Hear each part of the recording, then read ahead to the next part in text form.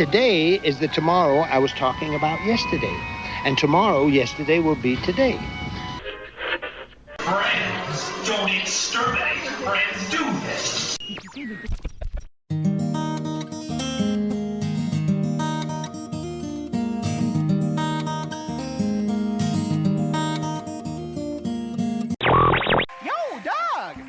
How'd it go? Oh, Skeet, she offered me Red Hots right out of the box. Wow, way to go, man. Our library is well stocked with priceless first editions. Only ghost stories, of course. WDW Radio, your information station. Hello, my friend, and welcome to the WDW Radio Show, your Walt Disney World information station. I'm your host, Lou Mongello, and this is show number 549, and I'm here once again not only to help you have the best vacation experience when you go to the Disney parks, but I also want to bring you a little bit of Disney magic wherever you are, not just with the podcast, but with my videos, blog, live broadcasts on Facebook, the WDW Radio Nation, books, audio tours, special events, and more. You can find everything over at WDWRadio.com. So as part of my ongoing mission to help you enhance your enjoyment and appreciation of the Disney parks and cruise line and movies, etc., this week we're going to share our top 10 seats in Walt Disney World. Now, that means from where the best seats may be on an attraction to where to sit back, relax, and enjoy the ambiance, as well as some other very loose interpretations of what that really means. We're going to help you pick out the best seating in the house or ride vehicle to help you see what you may have been missing, get the best views, or even score a special table at your favorite restaurant. Boathouse, I'm talking to you. It's also going to include a few of our favorite places to get the best views. And of course, I'm going to want to hear from you as I invite you to share your favorite seats as well. Cue the restroom jokes. And then I'll have the answer to our last Walt Disney World trivia question of the week. I'll pose a new challenge for your chance to win a Disney Prize package. Then stay tuned to the end of the show. We'll have more information about upcoming special events, Meets of the Month, a very special event and destination that I'll be sharing live video from next weekend, your voicemails, and more. So sit back, relax, and enjoy this week's episode of the WDW Radio Show.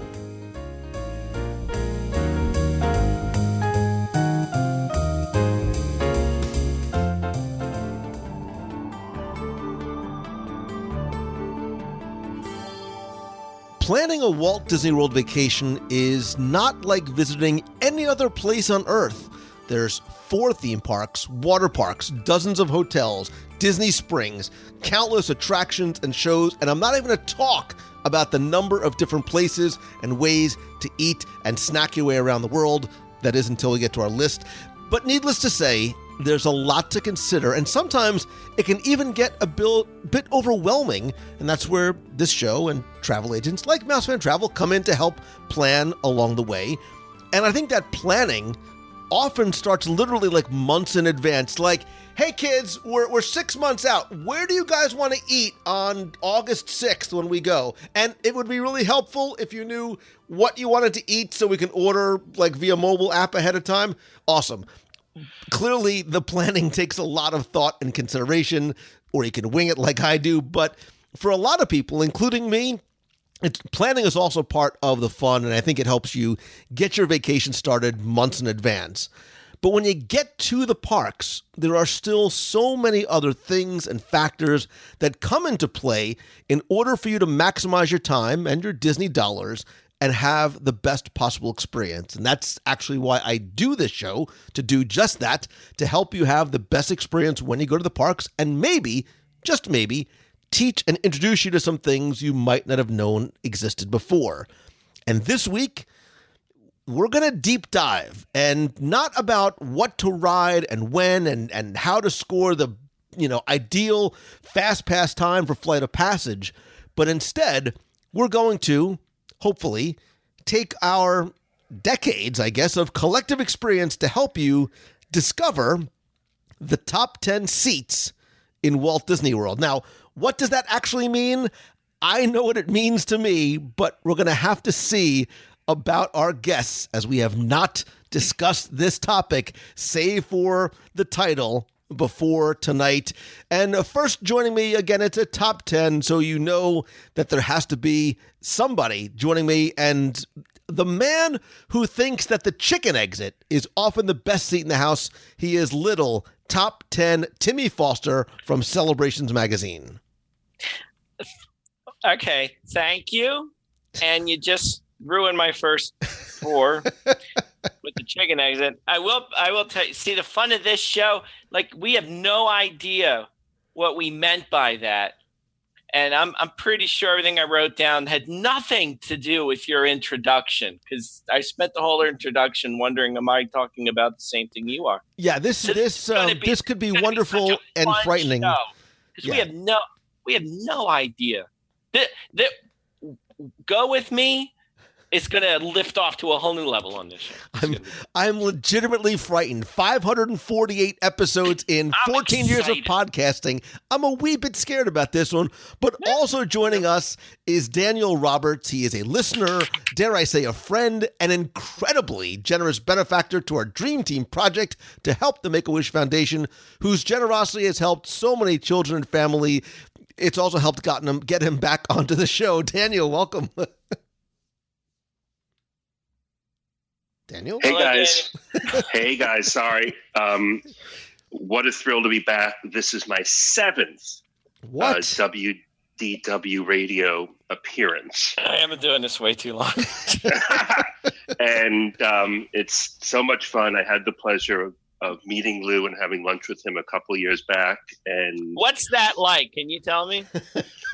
Expensive, but I'm just kidding. It was delightful. You paid? Oh my God, Lou, you're awesome. I'm sorry. But I do want to say that Lou is, he is the host of the most important and definitive podcast, or perhaps even form of any media, about the world's historically most important travel destination.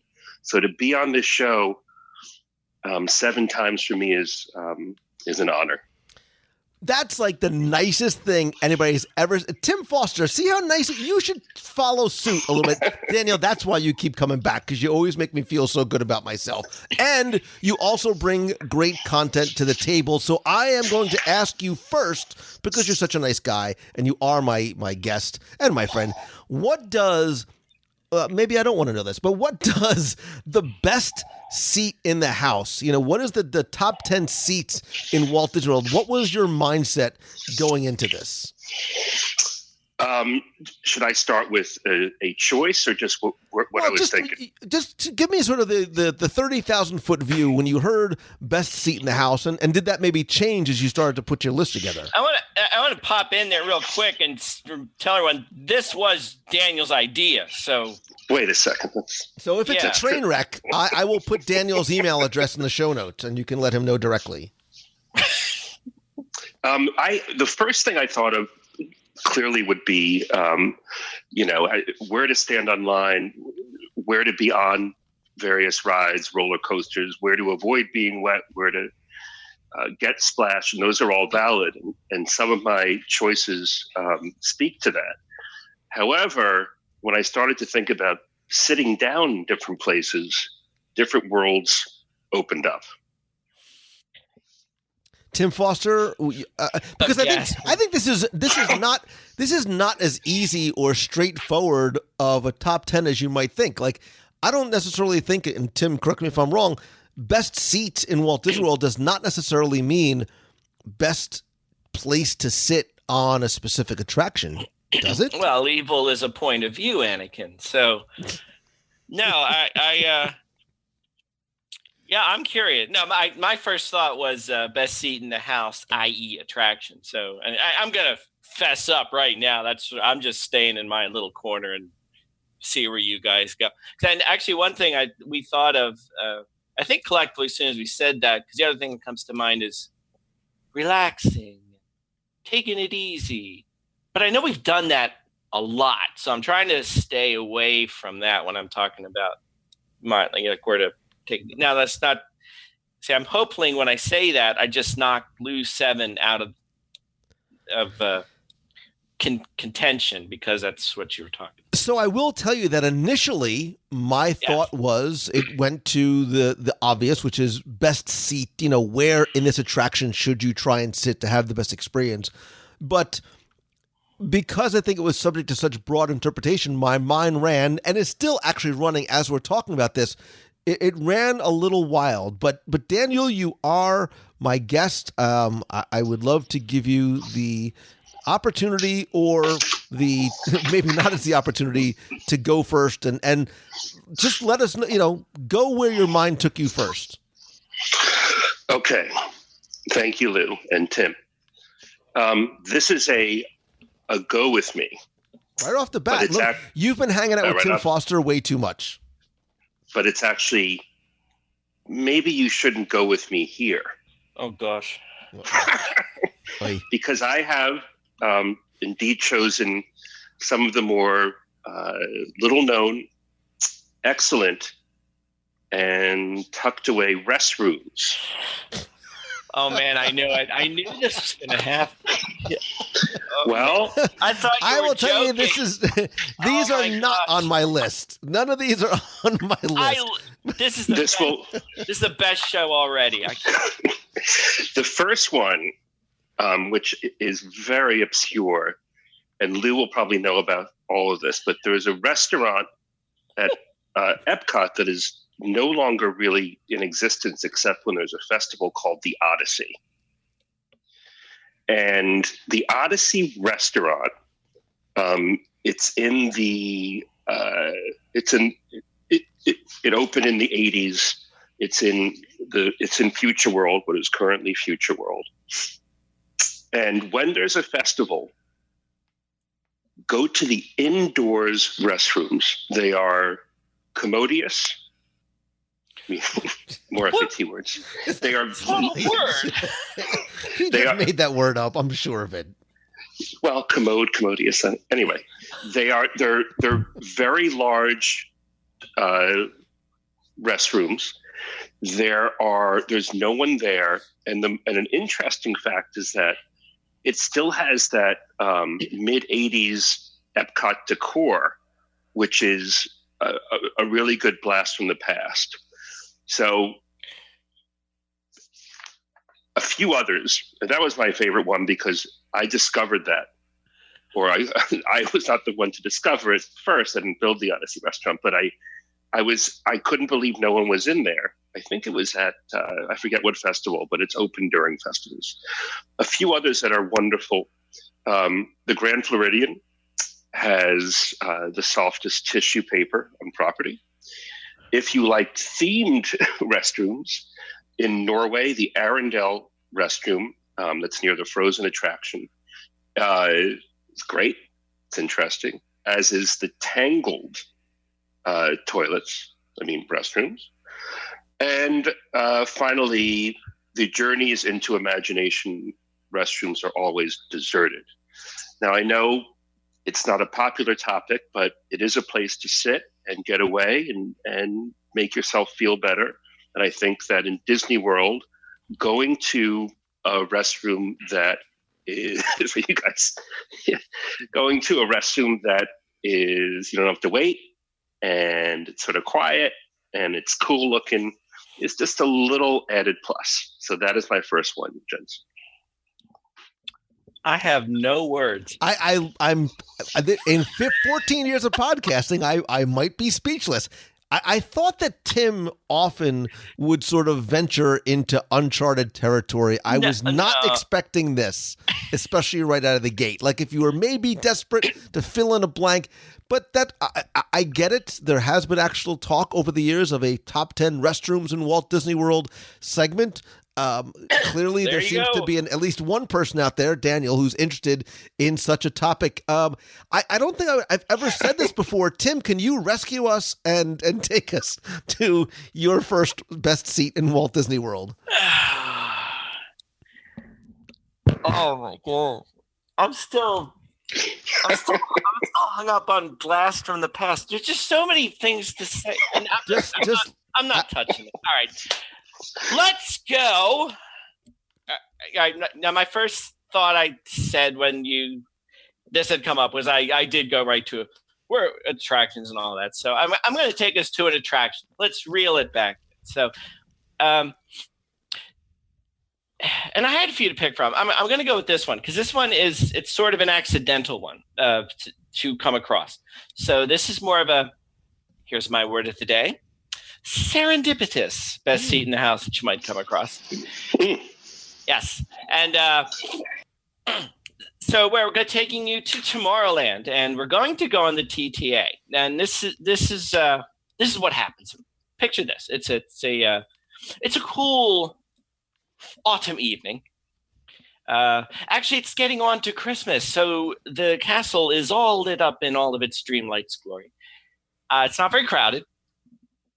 You go on the TTA with your loved one, by yourself, with your child.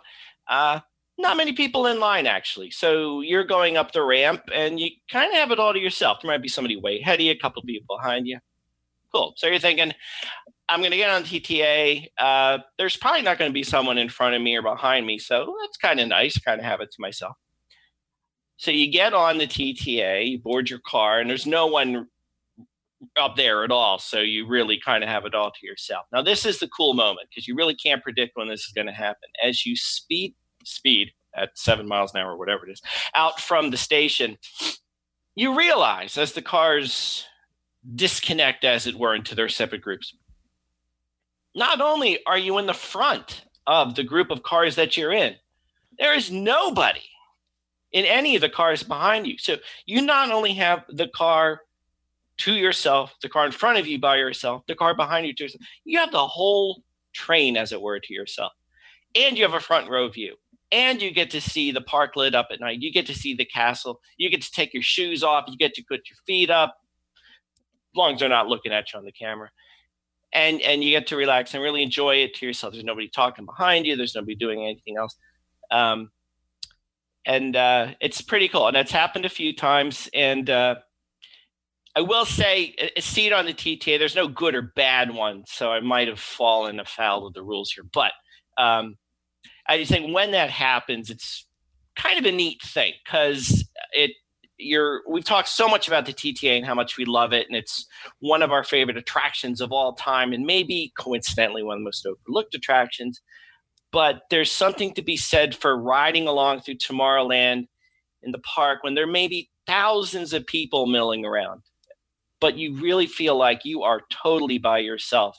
Particularly when that situation happens, you have the whole car by yourself, everyone's left behind, and you are riding along on your own personal tour of the future. That was on my list, although and this usually never happens. My explanation of the exact same point would have taken about 1/15 of the time that you did, which is odd because usually I'm the one that's a little bit more verbose. Hey, Daniel gets to paint a picture. I get to paint a picture. So okay. Wow. Okay. So I will tell you that my thought process originally went to attractions, and then not only where to sit, but sort of how to get some of those seats, although I did expand it out beyond that. So I'm going to sort of go through my list in the way that they came to me, in hopefully a much faster, because my list in the interest of full disclosure was much longer than I expected it to be as I started to think about it. And obviously I agree, the front car on the People Mover is one of my favorite places not my favorite attraction, but one of my favorite views anywhere in Walt Disney World. From a practical perspective, right? So I'm thinking about the practical guest that's going to Walt Disney World first time, second time, however many time. I tried to think about some attractions where your choice and location of seat, if possible, will impact your ride. And what I'm going to say will actually be applicable really to a few different attractions, because a lot of times you ride a roller coaster, some type of a thrill ride, and you want to get to the front seat, right? And there's many advantages that are clear and obvious as to why riding in the front seat makes so much sense. I, however, believe that there's a number of attractions in Walt Disney World where being in the last car and in the back row is actually providing for a much better experience. So I think on Expedition Everest and Big Thunder Mountain Railroad, even Rock and Roller Coaster, you have a much different experience in the last row, last car, than you do in others. You might even think in Space Mountain you'd get that same sort of sensation, although I think sometimes being in the front is cool because you're in the dark, but you do get that unobstructed view of the tunnel. But I think the front row, believe it or not, oftentimes gives you the sensation of a little bit of a slower feel, but in the back of the attraction, you do sort of get a little bit more of a thrill. You sort of get that sort of feeling of being whipped around a little bit. So, for example, even on something like Mine Train, the front row gives you great views of Fantasyland, although I think you also feel it's a little bit slower. But I think there, the back row not only feels a little bit faster, but I think that you get the best view of that final scene where you get to see the witch in the cottage. So the type of experience that you want to have on attractions like that will impact where you should sit. So if you want it's certain views, you want to be in the front row, you want that sense of more thrills, you get in the back row. I think Expedition Everest back row, especially because the attraction goes backwards and you get that long view at the Disco Yeti. So last car, last row for certain attractions is the best seat in that house. That was very succinct, Lou. Thank you. I could have said that in 10 seconds. Remember when Tim used to be on top 10s? Yeah. Go ahead, Wait, Daniel. No, can I piggyback on that though? Please Daniel? do. I'm sorry. I apologize. Real quick. You literally that was on my list. Really? But for a totally different reason. Why so? And I'll just say it real quick because I won't waste one of mine. I was going to go back row of attractions for on the opposite ride, not the fast rides, but the slow rides, like Small World, Pirates of the Caribbean, things like that. I like the back row because sometimes when sometimes front row is cool because you can see everything a little bit easier. But when you're in the front row, you sometimes have people behind you and people talking and laughing and taking flash pictures, which you're not supposed to. Or singing the song or whatever. It's kind of nice being in back. I do the same thing in movie theaters.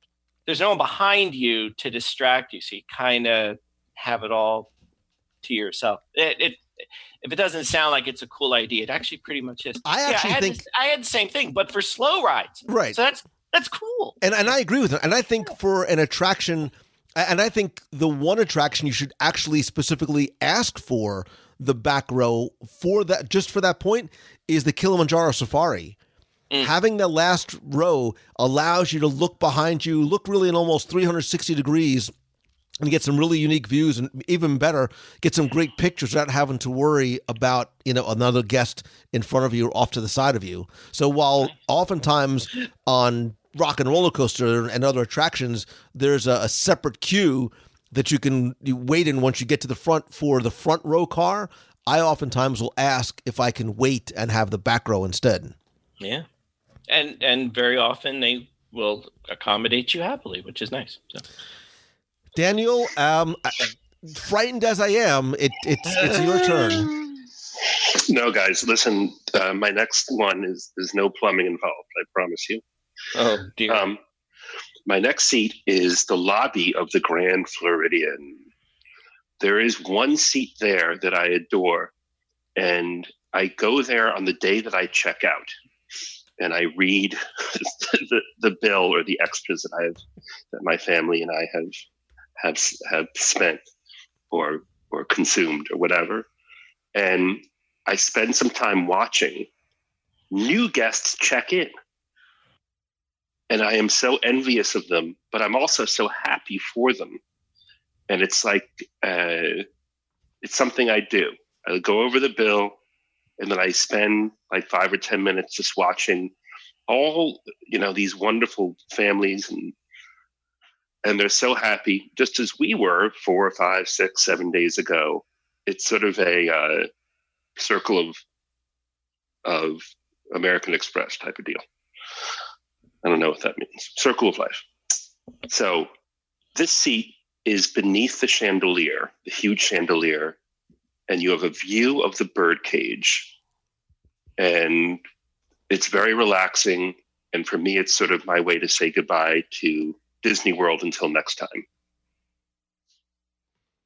I dig it. And I think that there's a lot of people that have certain traditions and certainly certain places. And we're going to ask people to weigh in on some of their favorite seats, because I think there are some places, and my list is very much populated with some of those places that I like to go and sit, people watch, snack, nap, whatever it might be. So I get it.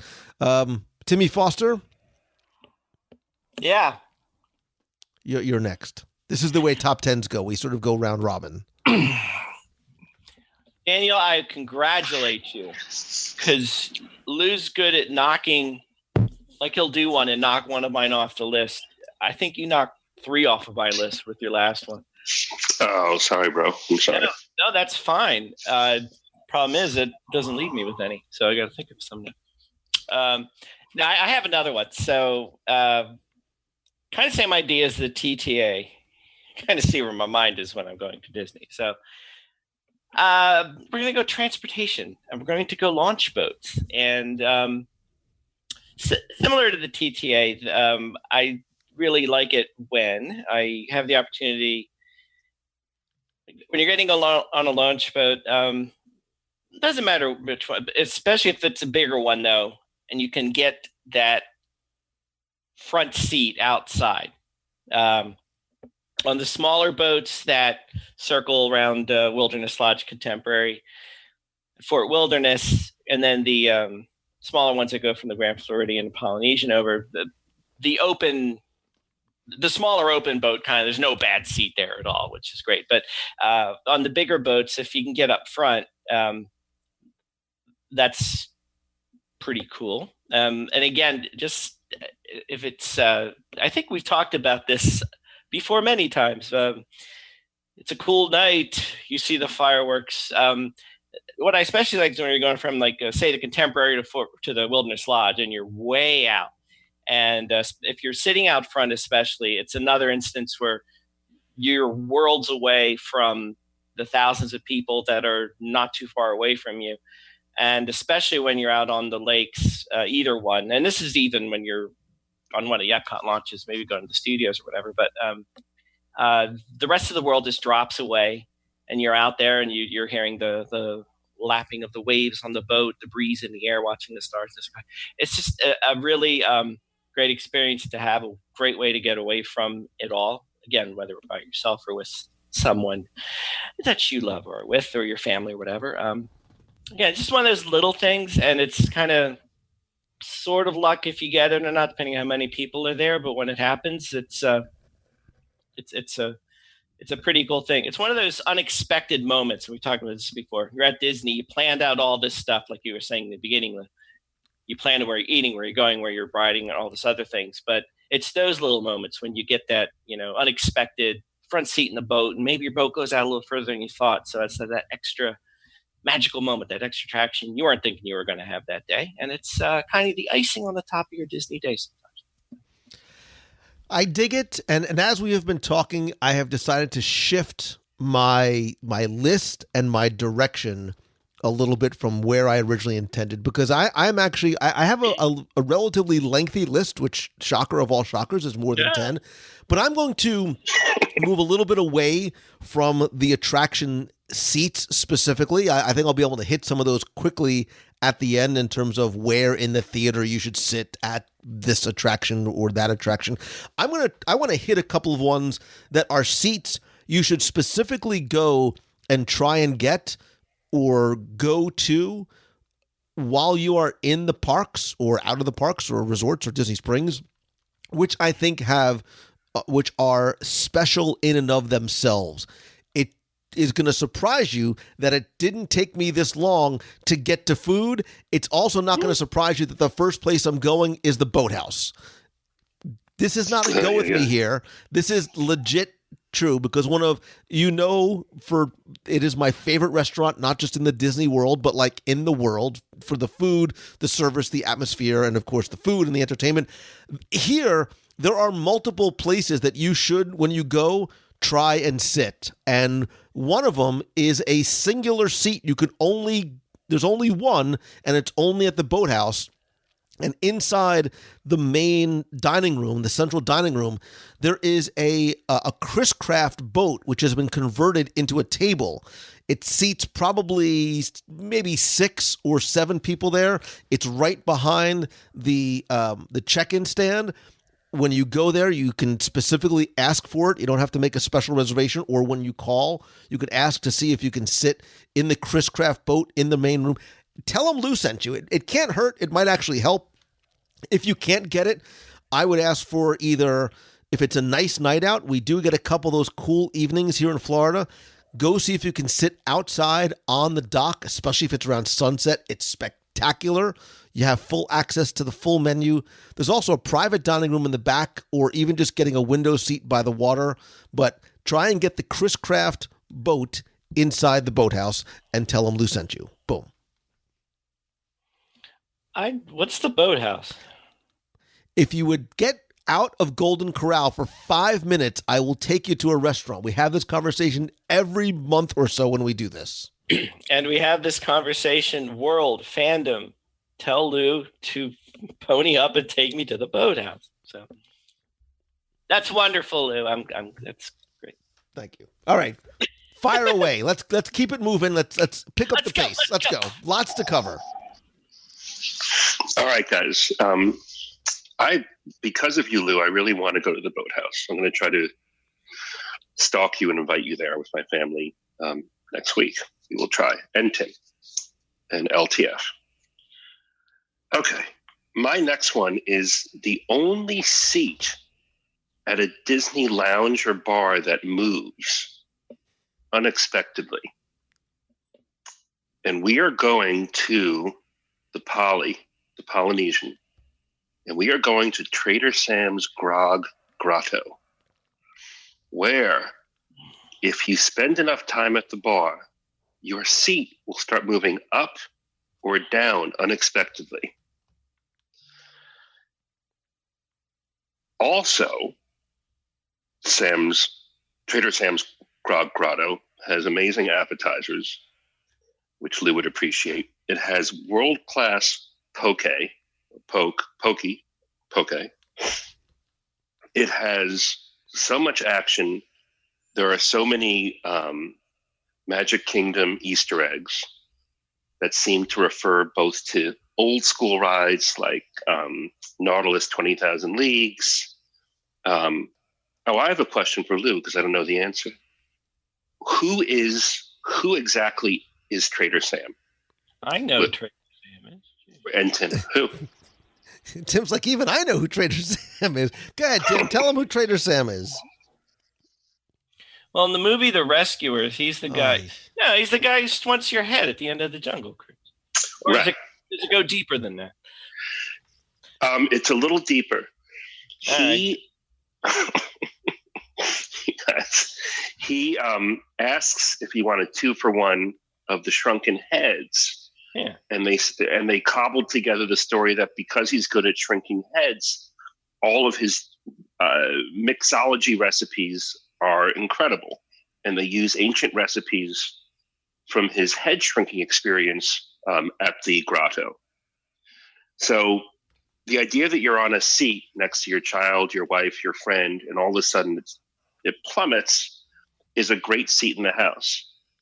As an adjunct to that, I say that if you ever go to a bar in Epcot or Disney World, anywhere in the world, try to sit closest to the service area because you will then be able to overhear more interactions with cast members and probably have some time to strike up a better conversation or a real conversation, especially if you're alone, which, sometimes I am. and you can get sort of an interesting perspective on what it's like to be a cast member. But the seats at Trader Sam's, you got to sit at that bar because you don't know what's going to happen. So that very much was on my list because, again, it is such a unique seat in the house. And this actually, that gag to a certain degree goes back to the old Adventurers Club, where if you sat in the bar downstairs, a number of the seats, it was probably 4 or 5, that would move up and down throughout the night. So, Timmy Foster, you are next. You know what? I'm going to stick with food. You guys are inspiring me here. Atta girl. Thanks, buddy.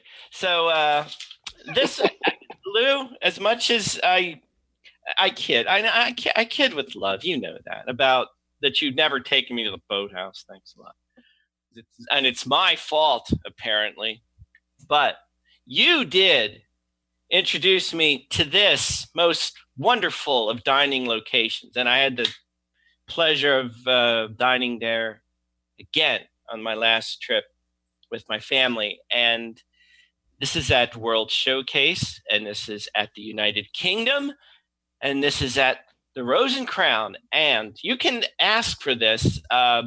We haven't had a problem getting it. It might, if it's crowded or busy time of year, you might not be guaranteed to get this spot. But if you request a seat down by the water, and there are plenty, around 7:30, you not only will enjoy a most fabulous meal with Scotch eggs and English toffee pudding, and oh my goodness, but you will have a front row seat for illuminations. And I'm pretty sure we've done a show on this, favorite places to watch illuminations. This might have even been one of them, but to enjoy the dining of the Rose and Crown in of itself. And we talked about that a lot. Lou, I know you love the Rose and Crown. But seeing illumination, sitting on the water, literally right on the water, having a wonderful meal has become one of my favorite spots to watch illuminations. And this is one that requires a little planning, a little asking ahead of time, requesting if you can have a seat. Again, they won't guarantee it, but they'll try their best, and they're usually pretty good at that. It was a great experience with Lou, and it was a great experience when we just did it in the fall with my family. And the funny part, if I may tell it, this is a short story, Lou. I promise. But we went at 7:30, like I said, planning on an hour or so dinner, little dessert, illuminations. Well, this is Halloween holiday time, party time over to Magic Kingdom, and it's also the night that Epcot decided that illuminations will run at 10 o'clock instead of 9 o'clock. And we went, uh-oh, and we didn't know that. So this is more of a story of how awesome the cast members are at Disney. Fortunately, I guess it wasn't overly crowded because we explained our situation. Like, we were really hoping to watch illuminations, but we know it's an hour later tonight than we thought. Are you guys cool if we hang around here? Absolutely. No problem. There's nobody waiting. They even moved us to a bigger table by the water.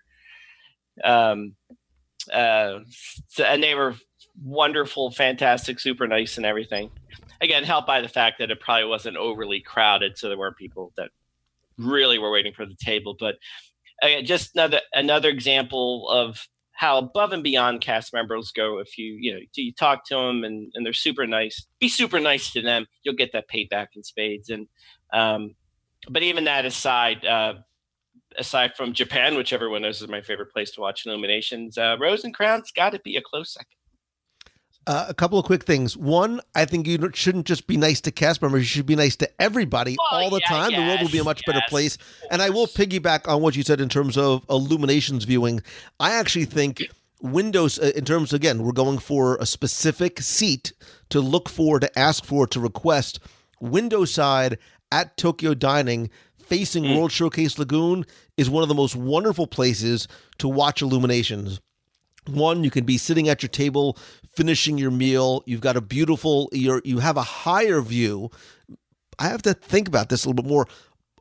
Possibly the highest view you can have at highest viewing location you could have on the promenade of Illuminations might be there. I have to think about that a little bit more because it just sort of came to mind.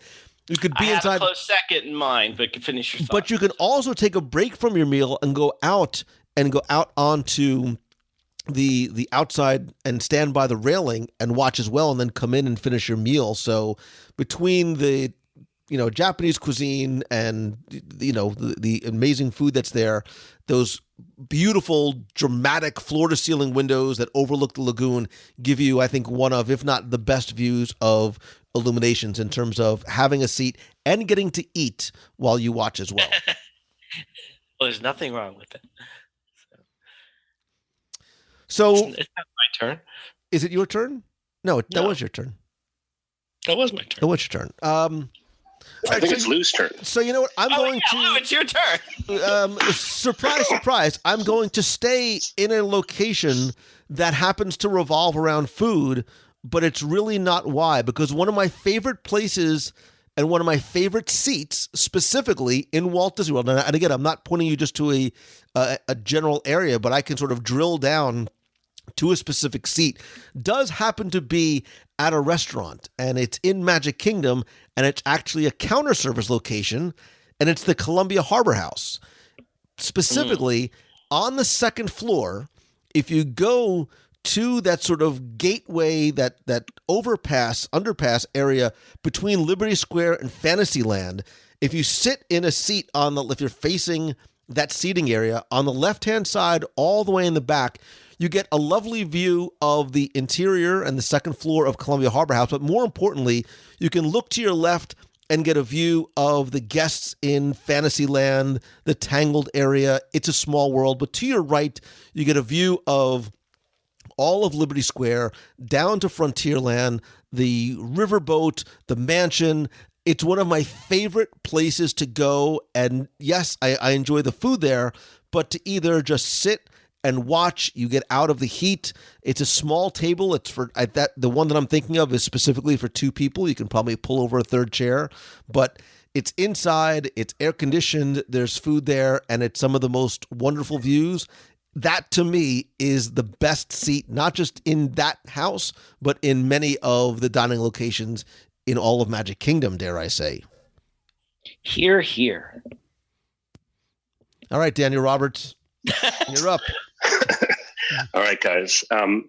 This one, I'm having a hard time describing what it looks like, but it's not actually a chair you can sit in. So it's a little go with me here. But there's a chair that I have always adored in the Magic Kingdom, and it's in the Haunted Mansion. It is the haunted Hawaiian-looking tiki coconut haunted chair. Do you know what I mean?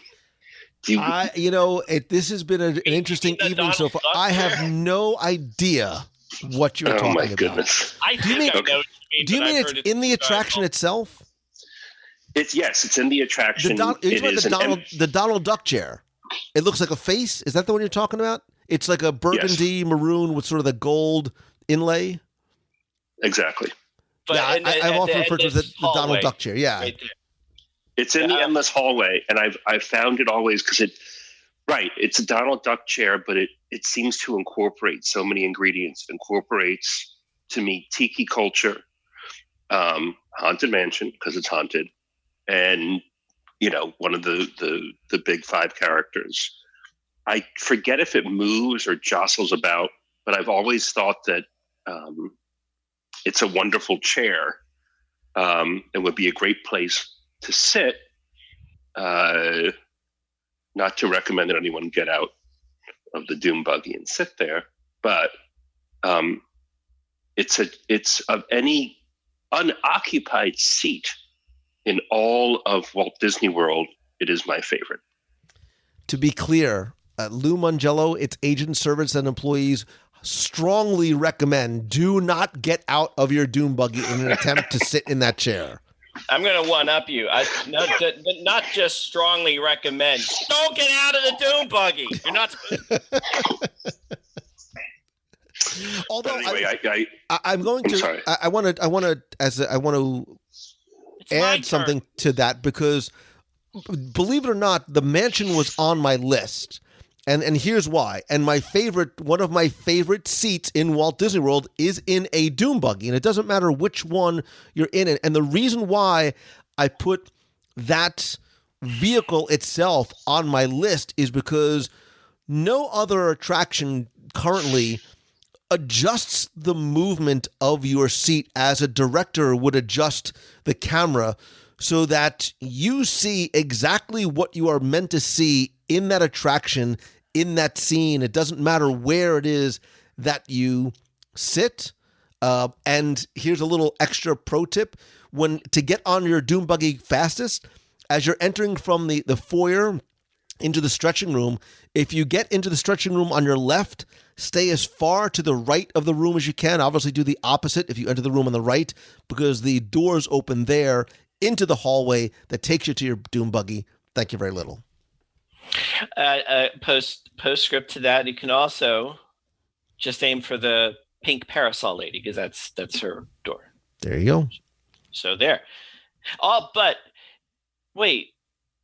Whose turn is it anyway? It's yours. I have so many things I want to say. So get to it. Well, the Dune, but the first thing when you said that to get right away, this has nothing to do with best seat in the house. I always loved your tip of everyone rushes to get out there, stay behind for a while, and listen. But that's a whole other show, so we're not gonna go there. I want Daniel. That was brilliant. Thank you, Tim. I never thought that. When this idea was broached, there's my other big word for the day. I think we all thought attractions, restaurants, lobbies, and I might throw in a bunch of lobbies just to annoy Luke. I know they're on his list. I didn't think either one of any of the three of us were brave enough to go restrooms, but you got me. You did. So that was great. I never thought of unoccupied chairs in attractions you can see. That's brilliant. There's so many other ones. As soon as you said that, I'm thinking of Jack Sparrow's chair in the final scene. How cool it'd be to sit in that chair. Bravo for thinking outside the box. What? I said bravo for thinking outside the box. Yeah, I can't. That's a whole show. That's a show right there. That's a show. That's a whole other show.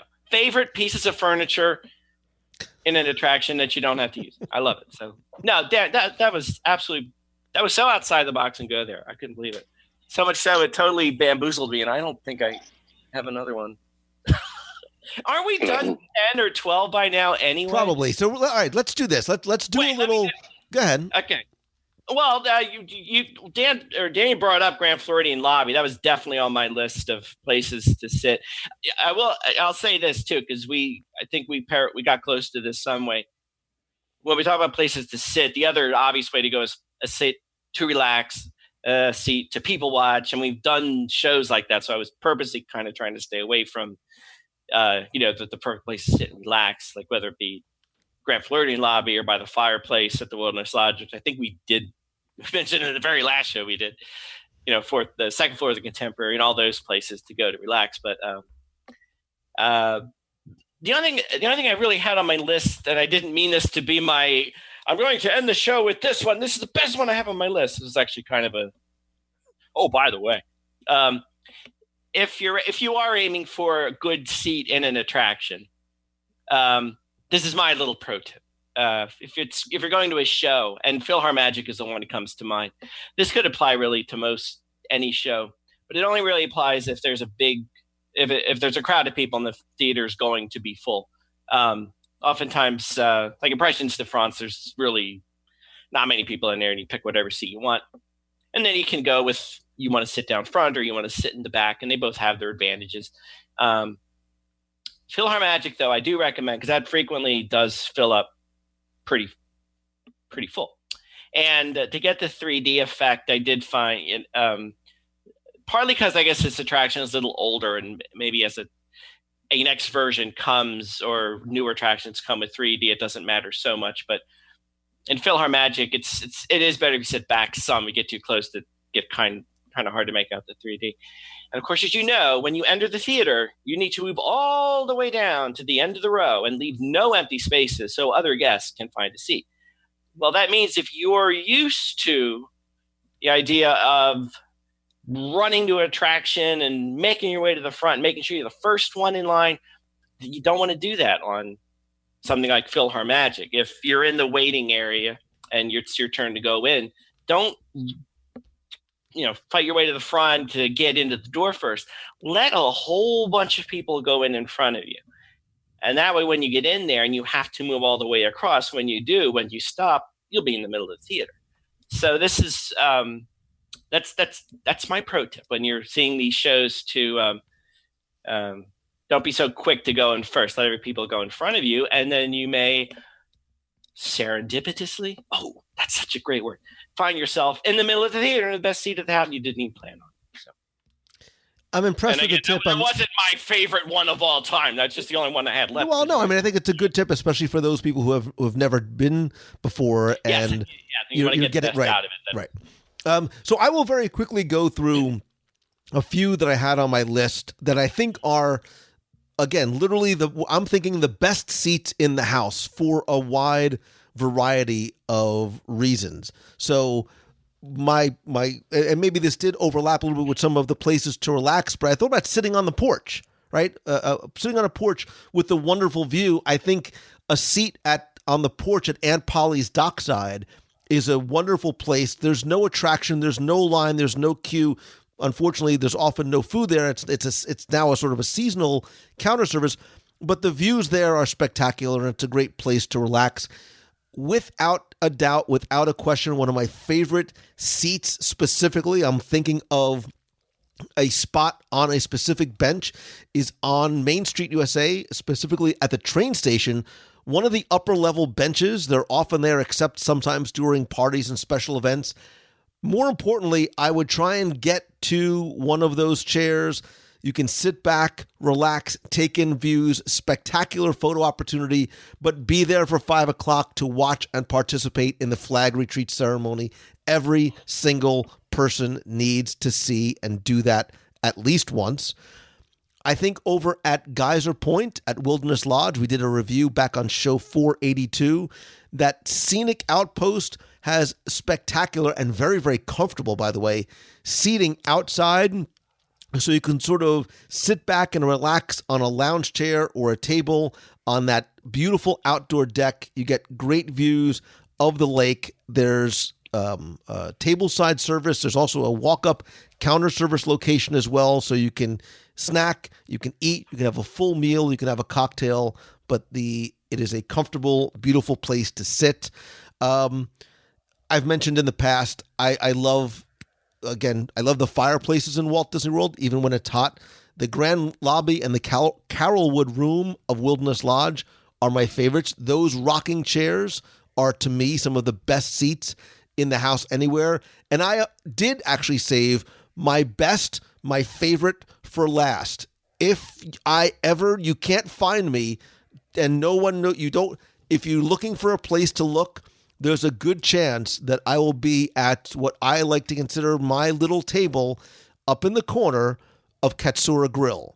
I have a specific table that I love to sit in. It's in the corner. It's under the umbrella. You also get the shade from the bamboo. You have the sounds of the waterfall. Conveniently, the restroom is right there, but you also get the ambient Japanese music. You have a spectacular view of the promenade, morning, noon, and night. The taiko drummers are there. Yes, the fact that you are next to Katsura Grill doesn't hurt either. But if I had to pick my top 3 out of our top 10 best seats in Walt Disney World, the Chris Craft boat inside the boathouse and the one of the tables up at Katsura Grill facing the promenade are without a doubt 1 and 2 of where my mind and my body would go if I had to pick. This is how influential you are, Lou, and you don't know it. Well, actually, you do know it. But on my last, let's say this was because of you. I like to think it's because of me. But my last trip down there, darling daughter came with us. She hadn't been in a couple of years because, she's grown up and has a job and all that now. So it's harder for her to come down all the time with us. But fabulous time. But first thing she said, before we even got down there, I need alone time. Just so everyone knows, she's grown up, so it's okay. But she's been saying that since she's 11. So. True, but honestly, legally, as far as the government's concerned, she is a grown-up. So first thing she said before, where do you want to go? Where do you want to eat? Where do you go? That goes, I need time alone. I'm going to Japan. I'm going up to exactly where you said, Lou. I'm going to sit there and I'm going to chill. I don't want you with me. I want Zen time for myself. This is Michelle time. This is my time. So this is what you did, Lou. You broke up my family. Wow. No, I'm kidding. That's how great this space, and I totally agree with you. And I didn't say this because I knew you were going to say it, but that's how great this is. Even my daughter who could spend all the time with me, why would you not want to? But demanded alone time just to go to that place and enjoy everything as you described it. So, well done, Lou. While I love that, it would have been nicer had she said, "Dad, I would love for you to come with me." It would have, yeah. I'll have to talk to her. I'll play that card next time. Yes, please do, because the time that we have with our children and the parents is limited. So spend as much of it together as possible. That's become one of her favorite places, too. I'm just saying, and it is a wonderful spot. Well, good. And look, I'm sure there are many more. I'm sure listeners have their own favorite seat in Walt Disney World. I want to hear from you, our friend who's sitting at this table. My favorite place to sit is around the table with you. So do me a favor, go to wdwradio.com/community. That will take you to our Box People group on Facebook. Comment on the show notes, comment on the post about this week's show there. You can also call the voicemail at 407-900-9391. Tell me your favorite seat in Walt Disney World. Better yet, call me from your favorite seat in Walt Disney World. That would be even better. Daniel Roberts, my friend, I look forward to sharing not a seat, but multiple seats together next time you're here in Walt Disney World. I appreciate your friendship and your incredible generosity to our Dream Team project. Timmy Foster from CelebrationsPress.com. Sitting next to you virtually for so many years has been one of the greatest rewards and benefits of everything that I get to do. I appreciate you so much, brother. I don't understand you half the time, but I appreciate you the other 62%. Sorry. I'm an acquired taste. I get it.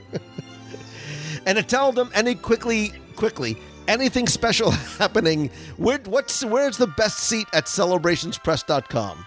The best seat at CelebrationsPress.com is in front of your computer on our website, because Lou Mangello, the last time I did this, you guys yelled at me because I was out of control. I think last time I said we'd our new side project, WDW Cupcakes. By the way, Sprinkles sitting outside eating a cupcake. It's on my list. We had our first pin, the Castle Dreamlights pin. By the time this airs, Lou, I would imagine we will have officially announced our next pin, the Flower and Garden WDW Cupcakes enamel pin that will be for sale. And we're very excited about that. We hope everybody thinks it's beautiful and lovely and wants to add to their collection. That's our newest thing. We're probably, well, I guess I committed myself.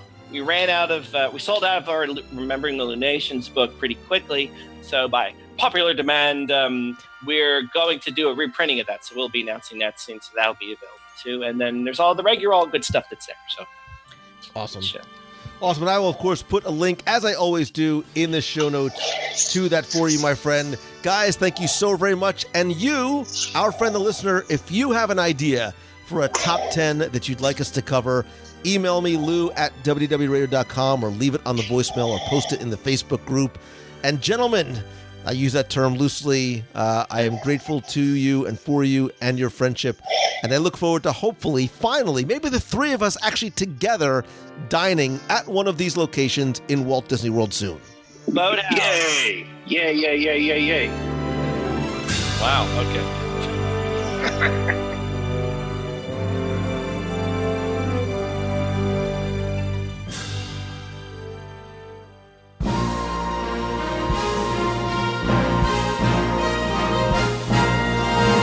It's time for our Walt Disney World Trivia Question of the Week, where I invite you to test your knowledge of Walt Disney World's history or see how well you pay attention to the details, sometimes in what you see or hear or experience.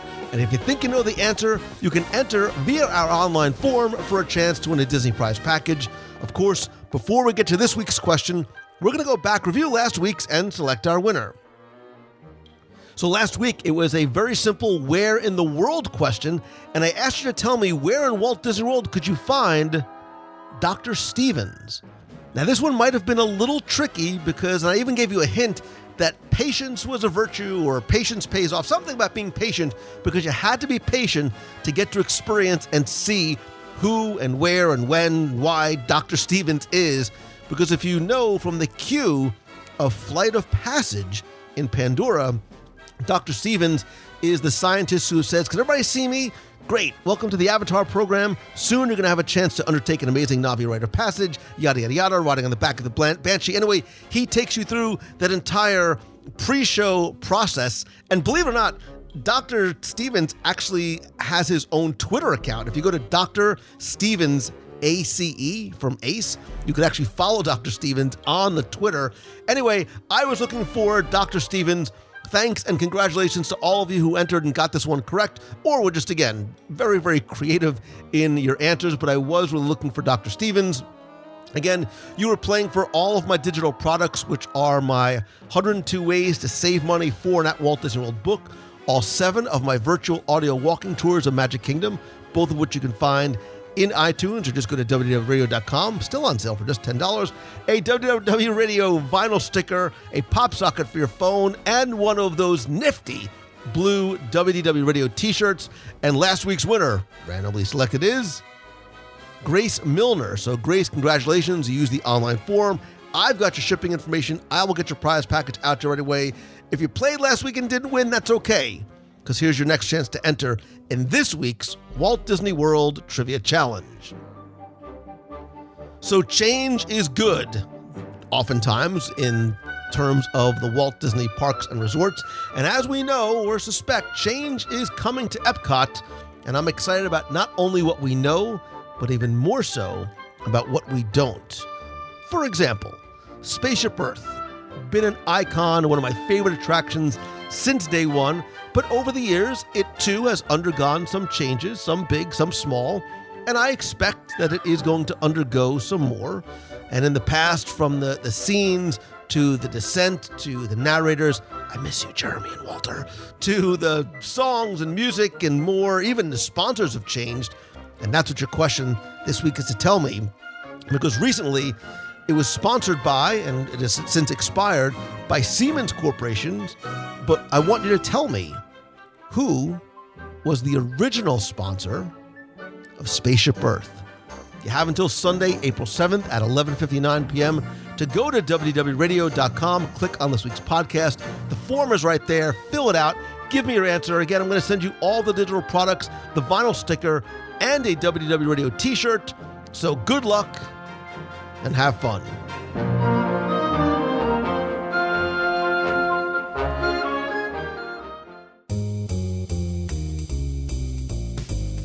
That's going to do it for this week's show. Thank you so very much for taking the time to tune in this and every week.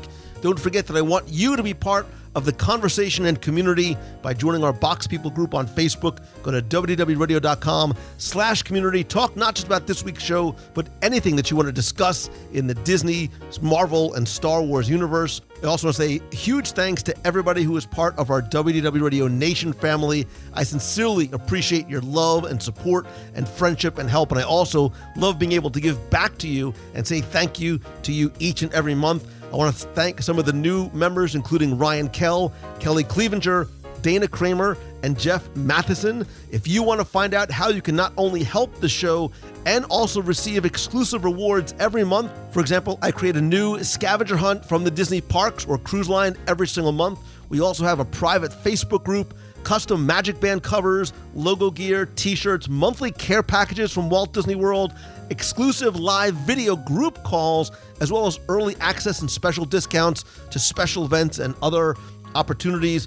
To find out more and how you can help, visit wdwradio.com/support. And please don't forget that while this is completely optional, a portion of your contribution does go to our Dream Team project to help benefit the Make-A-Wish Foundation of America. Of course, in addition to the podcast, which hopefully you subscribe to in iTunes or Google Play or Stitcher, there's lots more going on at WDW Radio. I want to thank our incredible team of bloggers and newsletter contributors. You can find those both at WDWradio.com. I also want to thank you, and I want to hear from you because I want you to be a part of the show, not just as a listener, but contributing as well. If you have a comment or a question, you can either email me, lou@wdwradio.com, or post it in the Facebook group. You can also call the voicemail at 407-900-9391. That's 407-900-9391. The best way, because I think that nothing beats a handshake and a hug, is to come to one of our events or free meets of the month. This coming weekend is Star Wars Marathon Weekend, so I believe that we all need to carb up, whether you're running or cheering or just staying home or going to the park. So we're going to have our next meet of the month on Saturday, April 6th at the Polite Pig in Disney Springs, so you don't need a park ticket. Come by, join the fun. If you bring your race bib or medal from any of the events, you can also get a free hop salt pretzel with your purchase. Also, I'm going to announce it here first that the following weekend, you can join me in or live from Star Wars Celebration in Chicago, April 11th through the 14th. I don't know my exact plans as yet. I know I'm going to be there, so maybe we'll do a meetup while we're there, especially if you're going to be at Star Wars Celebration. If not, you can definitely watch and chat live. This will bring you information all about the past and the present of the Star Wars galaxy, and I'm talking to you, Galaxy's Edge. Again, that's live from Star Wars Celebration, April 11th through the 14th. For more information about these or any of our other events, visit the events page at wdwradio.com or just go to wdwradio.com/events. We also have our trip to Japan coming up this October. We have one spot left, meaning a one doubles room. We also have the ability for one male to share a single with another male. Our cruise in New Orleans coming up next February. Other announcements coming up as well. I also will be announcing some additional meetups on the road as I travel to speak. And to that point, if I can come to speak to your conference, your event, to your business, or to your school, visit LouMongello.com. And more importantly, you have given me the gift of being able to share this thing that I love with you, and I want to be able to pay that forward and help you any way I can. And there's a couple of different ways you can do it. I have my Momentum Weekend Retreat this May 31st through June 2nd. It is a weekend in a luxury vacation home right outside the gates of Walt Disney World, where 10 like-minded entrepreneurs get together for a small mastermind event.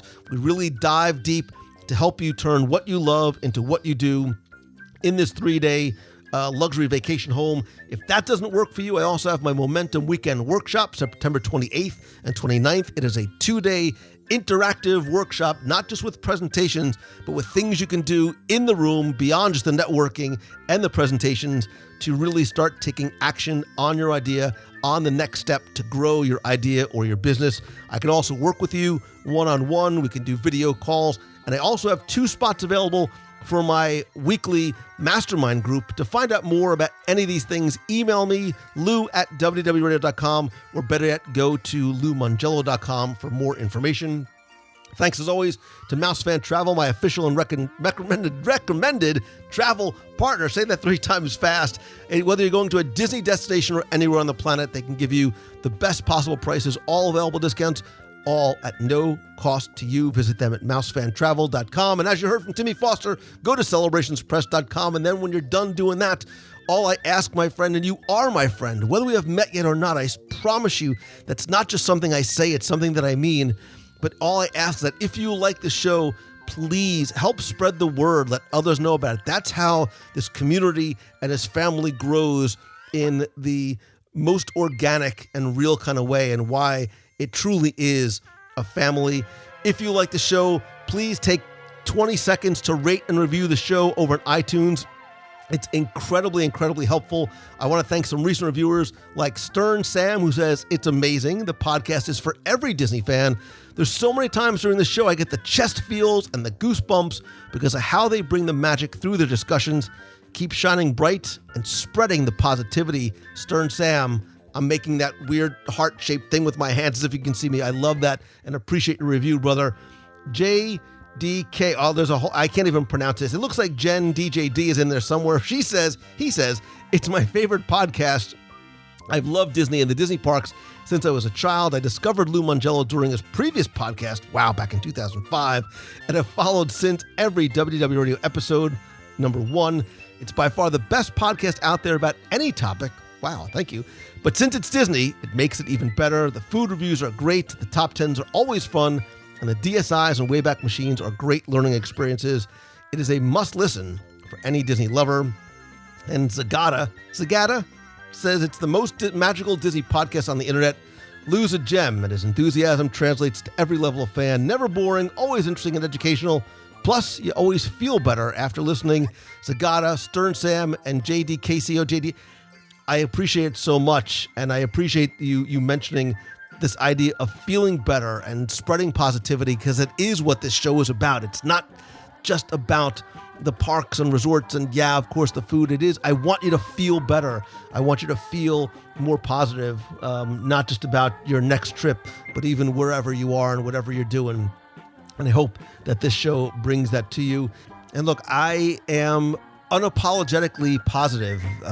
Who I am on the show is who I am in real life. And I do lead a very positive life, not just about Disney, but life in general. And I will always find a way to make lemonade, sweet lemonade, out of however bitter kind of lemons there may be. And you can too, right? So if there's something that you don't like, change it. And if you can't change it, sometimes you just have to change the way you think about it.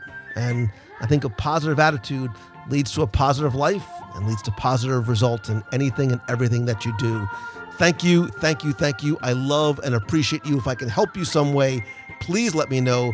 But in the meantime, I hope that you enjoyed the show. And more importantly, I hope that this truly is your best week ever. I thank you. I love you. I'll see you soon. See ya. Hi, Lou. It's Elizabeth from Massachusetts again.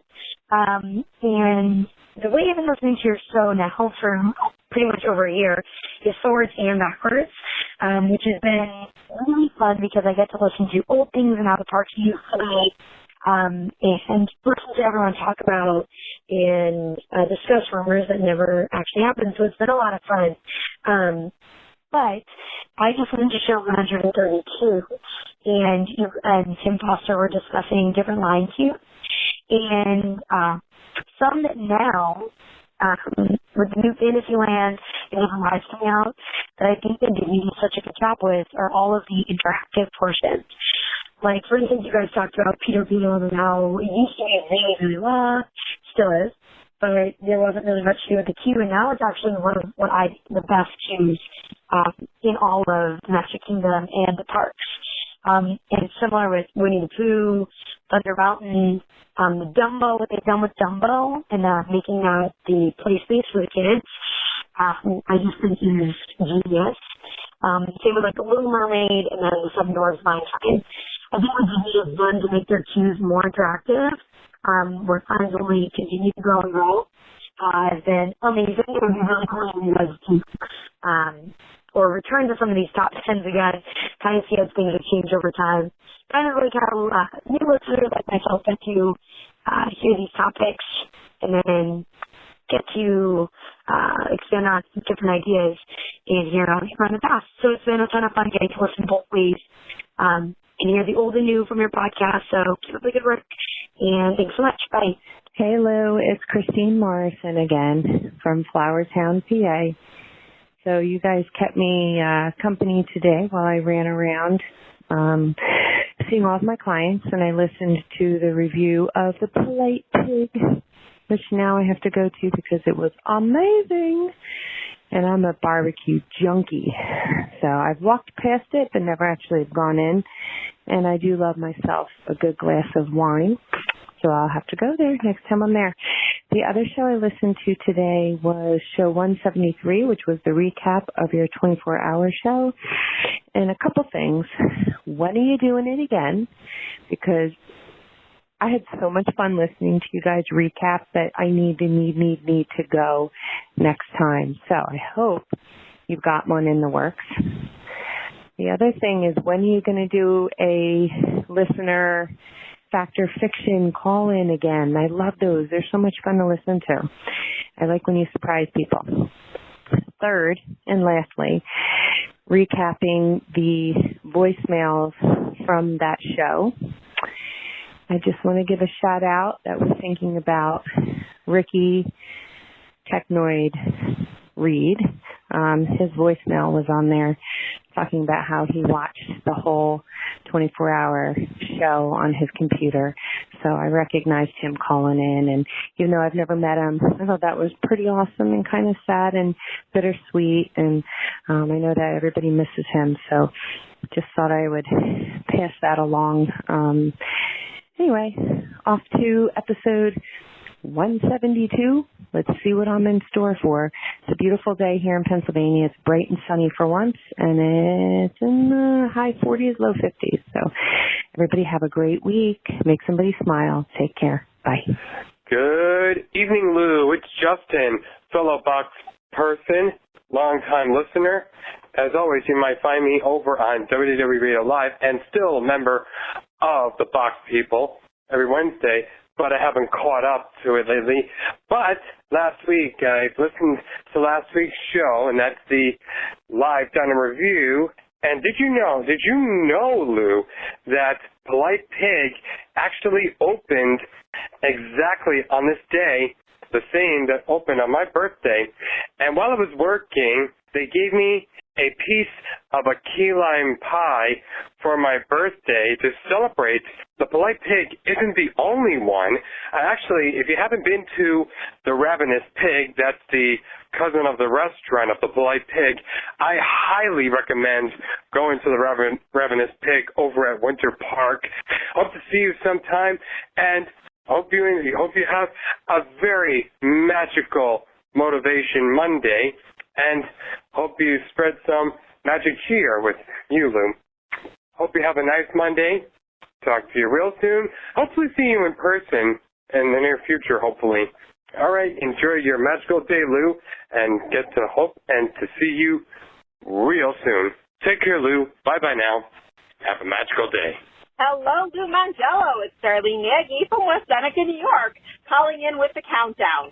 You guys have on Monday, Tuesday, Wednesday, Thursday, this Friday, Saturday. Saturday is the 6th.